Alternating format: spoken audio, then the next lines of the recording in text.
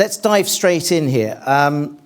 There's some extraordinary stats around food and agriculture. Food systems are responsible for 30% of global greenhouse gas emissions, more than 80% of biodiversity loss, yet they also determine our health as well. Professor Vogtmann, in Germany, organic farming already saves around 8.5 billion per year in water cleaning costs and could reach 16 billion if scaled to 25% of the land. How big is the challenge to get from where you are today and everything that you've known and learnt to get to that target?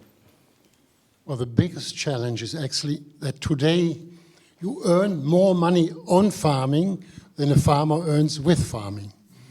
That means the input to farming is the more profitable part, and the most difficult one is, what do we do if we don't produce all these inputs anymore with the people employed to produce the inputs? We have to start rethinking from the bottom. That means my approach would be start in schools with school gardens, cook in the schools, make sure that people know they incorporate nature in the clearest form. Then continue up to universities, get away from reductionist scientists. For example, I told my PhD students, you have nothing. You have just nothing on input, but I want you to produce a good yield. What do? Observe, watch, look, understand, and interfere only where you can improve the system and not replace it with inputs. And that is something we have to learn. Not the replacing strategy, which obviously makes a lot of money, but the strategy that the input by itself can do it. We talk in organic farming from a closed farm system with as little as possible input. But it's not only the farm, it's the food processing. Look at the list, what is all put into your food, which the best food from the farm, even organic, if it goes through that processing with all those inputs, is no good at the end anymore. So that's the second line. The food processing is another big story. You mentioned something there about you've got to look at the input side. Did this come back from conversations you used to have with Angela Merkel, the German Chancellor, who loved the principle of organic farming, but wouldn't adopt it because she was worried about the job losses in the chemical businesses, or what that would mean about creating a nature-first economy? Is that basically the discussion? That was a discussion. I was at that time president of our nature conservation umbrella organizations, and we always had this. She said, it's a good idea, it's actually what we want, what we need, but what would we do all the people employed in all these input industries? And I was always objecting when somebody said, okay, we produce now the organic inputs. Instead of the chemical inputs, we produce that still would make the farmers dependent. I want independent farmers that can make a free decision, not depending on all those inputs, and much cheaper. And I tell you, and Merkel always said we don't have the money. Yes, we do.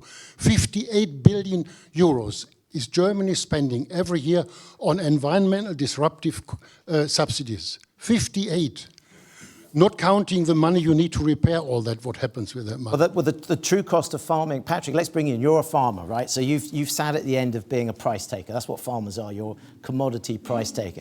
But you're also people that manage the natural environment. So we've got to switch that dynamic around. But what is the true cost of, I would call it, agrochemical farming to our systems? Because this becomes an economic discussion, does it not? I think it is an economic discussion, because at the moment I would say it still pays better to farm extractively than it does to farm as we do regeneratively. We're the longest established organic dairy farm in Wales. We're 52 years in. We've never used any chemicals, pesticides or artificial fertilizers. So we're trying to produce food in harmony with nature. But the food that we're producing cheese, from a series of, I would say our farm is like a series of interacting microbiomes, if you see what I mean. It's the soil is a biome, and then the soil is the stomach of the plant, and then the cows eat the plants, and they have a huge digestive organ, which is another microbiome, and then it goes into a cheese vat, and then there's a cheese store, and it's all a series of interconnected microbiomes. And the cheese, interestingly enough, it tastes and smells of our farm. And the other crop we grow is carrots, and it came up just now that what we eat it affects our microbiome. And we're growing carrots for schools in West Wales, And we used to be in a long chain that went to the supermarkets, and now we're washing them on the farm. And I was at a conference last week called Goodwood on the microbiome of our stomach and the soil and the connection between the two. And we're washing our carrots, not in chlorinated water, but just in normal water.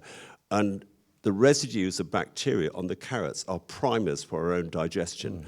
And I think all these benefits are not costed into the system. So if you farm intensively, you're causing negative impacts on the environment, on climate, on health, but none of those are costed to the farmers. So the farmers don't get penalised for that damage, whereas if you're delivering public benefits, you don't get rewarded for them. So we need a systemic change in our economic system if we're going to make that right. And let's just state some of those costs, right? The true cost of farming. So this is the US Nutrient Density Alliance. In the US, they spend 1.1 trillion on agriculture. The true cost, when you account for climate, biodiversity loss and healthcare, is 3.2 trillion. So it's 3 to 1. The true cost of food is actually 3 times than what we actually spend on it. Yeah, so if you buy a pound's worth of food in a supermarket today, which isn't really very good and probably is affecting your health negatively, the real cost of it is at least £2. And the Rockefeller report, which I think is the one you're quoting, yes, they said 3 times. Yes. So unless we correct the distortions in our economic system, it's going to be very hard to make the sort of farming we're doing go to scale, because most farmers are understandably ruled by their income, and if it doesn't pay better, they can't switch. And interestingly enough, governments are funding biodiversity restoration and stewardship, but what they're not funding is the transition itself. Yeah. And I think they've got policy wrong at the moment. So the reality is conventional food is not cheap. It's 3 times more expensive in reality than we think it is. So Victoria, you work across the food system from corporates to innovators. Given all of this evidence, and as we start to understand the health impact and the loss of nutrient, because I think conventional food is now up 30-50% nutrient less, got less nutrients in than... You're right. Our food isn't as nutritious as it used to be. This is a really key point. During my farming lifetime, the minerals and trace elements and micronutrients in food has dramatically declined because of intensive farming. People don't know that. Okay, so nutrient declining, we have a huge growth in autoimmune diseases that we've talked earlier, Victoria. So as we start to understand this, why is the sector still transforming so slowly or so slow to grasp the opportunities in front of us? So I think there are a couple of challenges facing that. Improving nutrient density is absolutely an exciting opportunity to connect nature and human health. It's early, there's a lot more we need to understand to measure it, and there's a lot more we need to understand in how to communicate it to people who ultimately eat that food. Because I think today we are still looking at a food environment where not enough people are eating enough carrots or any other vegetables. Before we even get to the more nutrient-dense food, we have a huge nutritional gap in fruits, vegetables, and sources of fiber that would improve health, and foods from nature, before we even get to those foods being more nutrient-dense. Can I just say that if you're eating a nutrient-deficient carrot with pesticide residues, you can eat them till the cows come home. It's not going to make you healthy. So I think this mantra about 5 a day, you can't just say eat more vegetables and fruit. You have to know how they're produced. So how do we make those hidden costs visible to consumers and policymakers? Are you asking me? No, I'm asking Victoria. So I think you can answer as well. I think they are becoming increasingly visible, and we are seeing consumers start to pay real attention to their health, and we start to see that in some types of food where people are starting to shift what they used to eat. Whether that's in yogurts, we've seen a huge shift from people eating sugary, flavored yogurts to more, plain yogurts. We've seen that in bread. We see that in some foods, but there's a hugely long way to go before people are eating, a diet that is going to give them better health and full health. And exactly as you say, Patrick, that how that food is produced would then have a huge impact on people's health at the end of the day. We can grow all the regenerative wheat we want, but if we process that into white flour at the end of the day, we lose all of that work from the farm. Yes. Éliane, let's bring you in, because you work at the intersection of science, equity and policy across the global south here. How are you starting to see regenerative landscapes potentially deliver food security, biodiversity, and health at the same time? And where do you see the gaps in the research or the efficacy that we need to scale it up? So we look at healthy landscapes, and healthy landscapes is looking at that combination of health, environment, and agriculture. And so what we look at is really the centering around sustainable livelihoods. And centering around sustainable livelihoods starts with healthy soils. So we do agroforestry and agroecological regenerative agriculture to improve soil health. By improving that soil health, we increase productivity, and by increasing productivity, we are also increasing climate resilience because we're doing that while we're building a nature-positive agricultural system. So all of those positive effects allow the sustainable livelihoods to happen and allow climate resilience across the landscapes. So then you have better health because healthier soils allow the micronutrients to get into our food systems, and so you have healthier people, and those healthy landscapes are beautiful, they're full of nature, and so you also have thriving populations. So we really see how we look at complexity as really critical. So 48 years ago when ICRAF started, the whole concept of agroforestry, people were laughing at us. They were like, why are you taking something that's linear? Let's produce a monocrop, fields of wheat, fields of corn, fields of soybean. And we're like, no, we're gonna bring all of it together. And so that went against the industrial system of agriculture. However, what it did is it brought back nature and how we're producing food, and it brought back the connectivity, the relational part of how humans relate with nature, going back to the indigenous wisdom and how we're using it today. And what is key is we're adding on to that. How are we harnessing satellite data, digitalization, artificial intelligence in ways that respect indigenous wisdom, and how are we integrating all of those together is really key. So one of the gaps that's really critical is this idea of what is in soils, the microbiome. And what we know in our work is that the more diverse your cropping systems are, the richer the microbiomes are in the soil. So what we would like to see is a lot more research on the soil microbiome, the plant microbiome, the livestock microbiome, and the human microbiome, and look at the relationship between health, disease, and the microbiomes of these different ecosystems. Where does that research need to come from? How do we catalyze that? And I know it's a workshop we could do, right? So catalyzing that is really requires valuing it. And I know a lot of people said, we want money. And I'm like, I don't want to say that. We need to value healthy ecosystems. And if we value healthy ecosystems, we will put money on the table to understand why they matter to each one of us. And I think that is really the key area, is how do we ensure that every single person, how they're voting, how they're investing, how we're educating children, allows the value system valuing nature to become a priority. Because one of the issues I have today is that we have people in rural areas trying to farm and are farming themselves poor, so are migrating into cities in the hope of making enough money to go back to rural areas so they can finance a life on the land. And so if the stewardship of land was valued, we wouldn't have those migrations to cities. We would have people being able to really have the 3-4 times of value they should be getting out of land to be the stewards not only of our food systems, of our environment, but also of our collective health. So we need to value the stewardship of land. Patrick? I just think we need to work out how we can, to your point about research, I think we need to measure the impact of different farming systems on soil health. We need to get very good at doing that, and on climate and on nature. And then we need to put that on a label so that we can harness the power of people who buy food, which is all of us, obviously, so that we can know the difference between the food, which is part of the solution, which is part of the problem, and shop accordingly.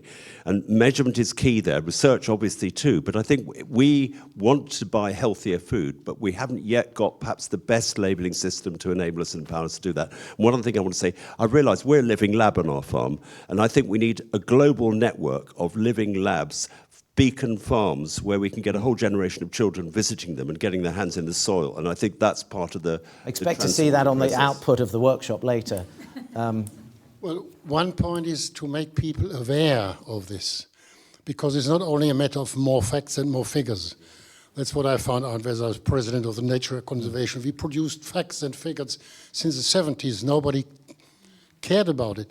But when we asked the people what is most important for you, to know how much variety of microbes you have in the soil or how many birds you have, they said, no, the landscape is most important. And what I did then with my students, I asked them all, okay, write down your shopping list. And I showed them then pictures from landscape. This is a landscape we want. Okay, let's look at your shopping list. And I had to say, none of you is getting the landscape you want with the way you go shopping.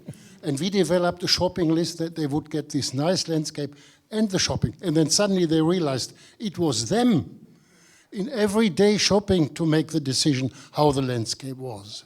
But it's not just consumers though, is it, Victoria? Because besides less nutrient food, we've got ultra-processed food, and God alone knows where that came from, right? Because food producers somewhere decided that it was all about taste.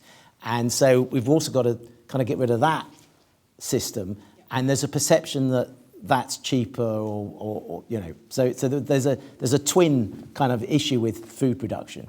Absolutely, and I think to your point around nature and valuing that, we need more stories, we need better ways to communicate that to people.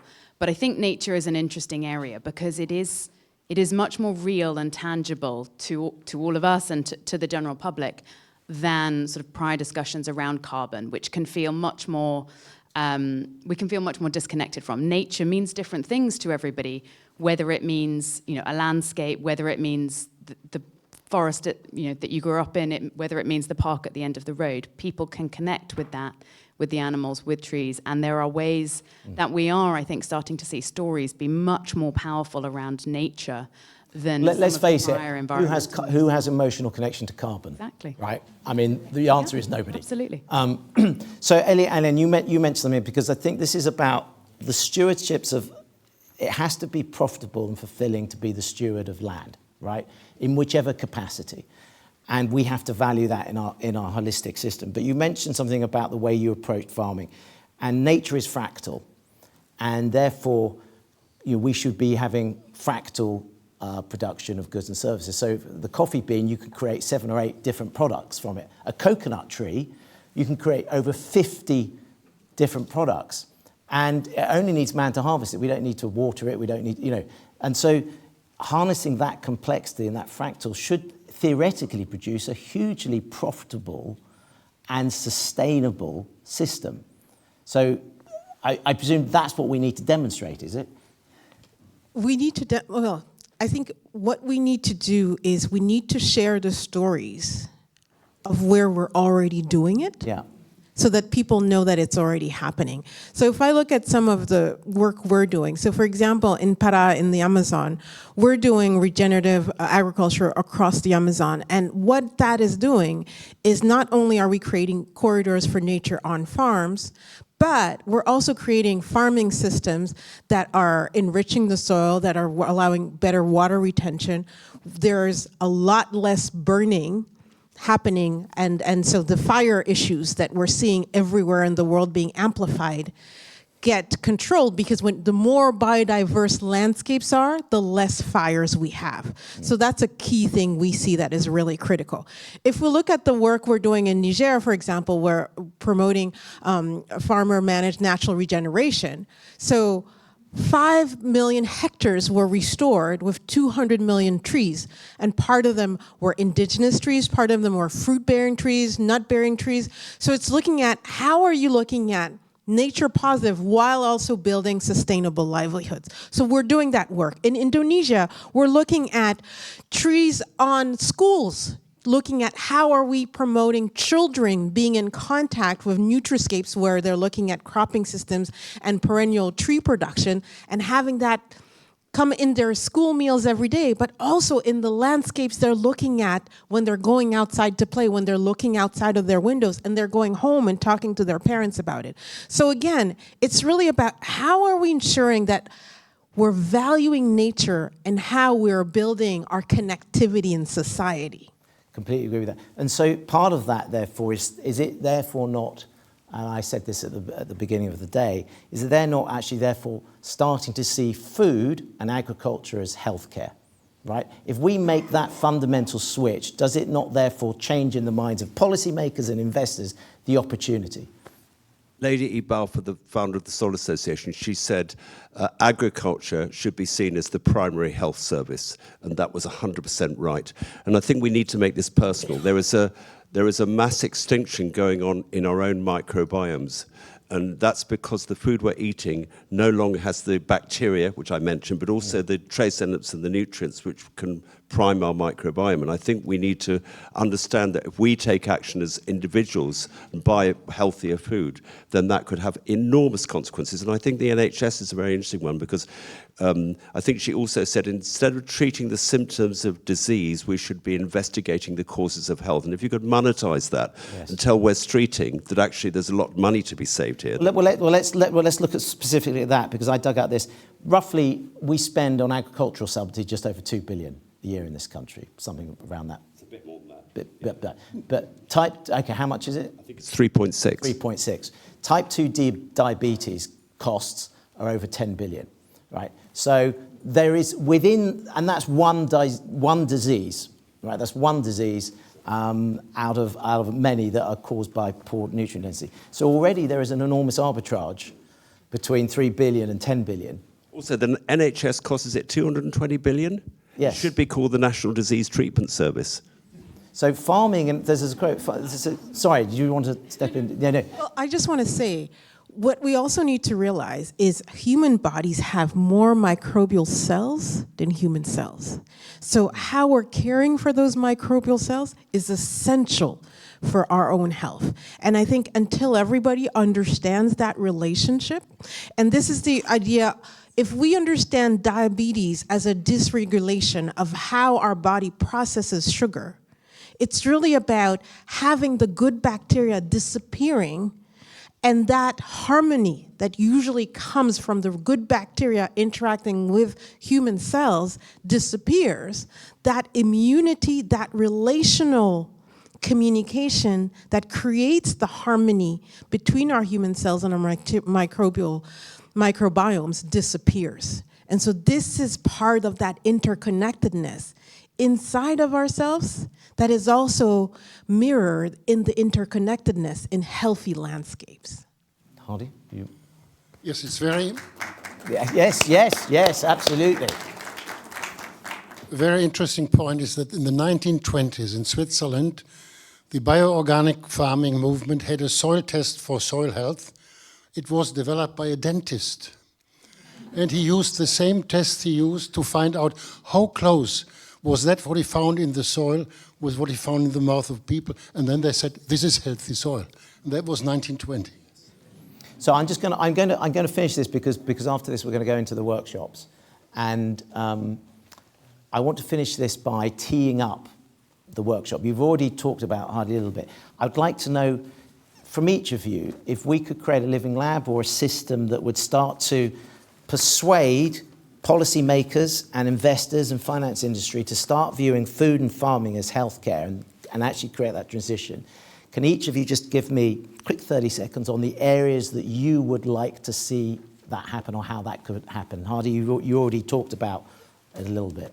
Yes, I think most point at the moment in Germany is water quality, because we have to treat our water with reverse osmosis against nitrate. Secondly, with active charcoal against pesticide.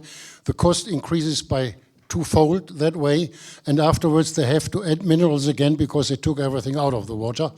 And I think that is a big issue. It costs a lot of money. Everybody pays for it, not knowing, and we want to make this known to everybody that if agriculture works a different way, we save half of the cost of the water. And I think everybody will immediately understand that. The King talks about seeing is believing. I think we need to get every child to visit a farm, a healthy farm when they're young. And I think we need to get older people to visit as well, especially people in influential positions, because I think if everyone has a seeing is believing experience, you can all come to my farm, because we're a beacon farm, so you're all invited. I think we need to scale that globally, as I said. I think get children on farms and then build from there. To build on both those, I think we need to find ways to build the demand for nature-positive food, nature-first food, and that could be bringing together through the food supply chain, manufacturers, retailers, and others that take, offtake the food, but also those in the landscape, whether that's councils, whether that's water organizations, whether that's insurers, to find ways to value the complexity of nature and what it will give for us, both in health but also in our environment, and pay for those premiums. Our food system is so organized around simplicity and efficiency that we have lost the value of the complexity that nature gives us, and we need to find ways to pay for and value that complexity so that farmers and land stewards can start to bring that nature back. We need to promote multi-generational sight. So we've talked about collective amnesia. If you talk to people, they will remember what the landscape looked like in their childhood, but not in their parents' childhood, their grandparents' childhood, or their great-grandparents' childhood. But we're in the age of digital power, where you can have longitudinal satellite data that goes back decades and shows you what those landscapes look like. We also need the power of storytelling. We've had such amazing speakers here today. And if we had that quality of communication accessible to every single person on the planet, there would be no climate deniers. And so part of it is, how do we look at bringing that interface of this AI-driven future and the traditional knowledge that connects the sight and the memory of generations to connect together. So we remember these studies in the 1920s. So we look at how landscapes look like, and we could use modeling to look at what can landscapes look like in the future, depending on the policies, investments, economic decisions that we make. And so there, we would really be harnessing the power of the digital age to really be multisensory and be able to look at the future, the present, and the past simultaneously.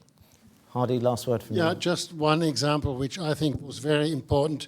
One of our largest supermarkets one day decided on Monday morning there's not one product which depends on the bees. So they opened the shop and the shelves were more than half empty. People came shopping and said, what has happened? They said, no more bees. And then suddenly people realized how many of those products depended on the bees and on the health of the bees and health of the environment. I think those wake-ups are very important. We could do a National No Bee Day in retail, and that might, in one day, that might hammer home the message. There's actually a pollination day in August. Yes, I should know that, Éliane. You're right. You're right. But we need the shops not to stack produce grown by bees. This is a fantastic panel. Thank you. I hope everybody's enjoyed it. A big thank you to everybody.